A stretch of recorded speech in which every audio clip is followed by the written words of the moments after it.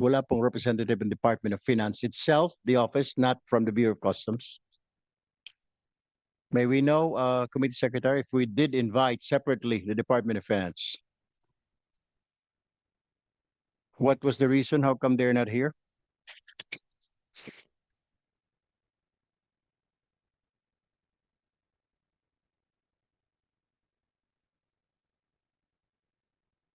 Well, can you, Committee Secretary, inform that I want to find, and I want to know bakit wala po sila dito.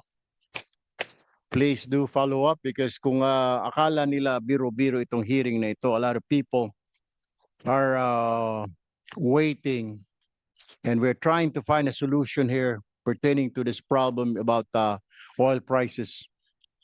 And I hope this hearing today we'll be able to find answers. Answers like questions sa mga kababayan natin for a very, very long time.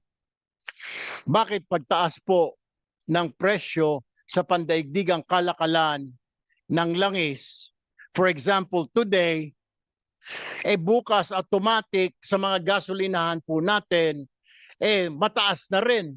When in fact, yung nasa gasolinahan, in-import niya po yun last week or last month pa.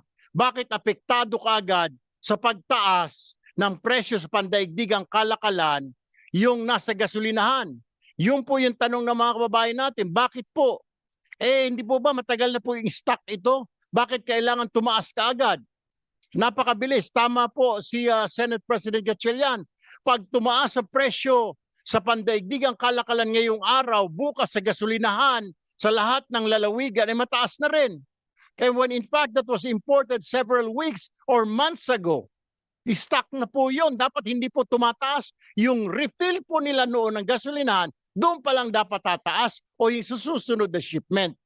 Yan po ang gusto po nating sagutin ngayong araw. And I want answers from the Department of Energy and from the different oil companies. Ikalawa, pag bumaba naman po ang presyo, mabuti sana kung pag bumaba ang presyo ngayong araw, inanunsyo sa world market, sa atin next week pa, next month pa. At saka yung itinaas na 125, 150, ang ibababa 25 sentimos. Anong nangyari do sa 125? Hindi na may rollback. May rollback nga, sabi ng media, rollback. Pero talo pa. Dahil ang increase sa 150 per liter, ang rollback 50, naiwan yung piso. At hindi po natin napapansin. Natutuwa tayo dahil ang press release may rollback 50 centavos. Ang tinaas 150. Next week na naman, may tataas na naman, piso na naman. Rollback siya, 25, 75 lang. Naka 3 pesos na siya. This is what we want to find out in this hearing today. And I want answers.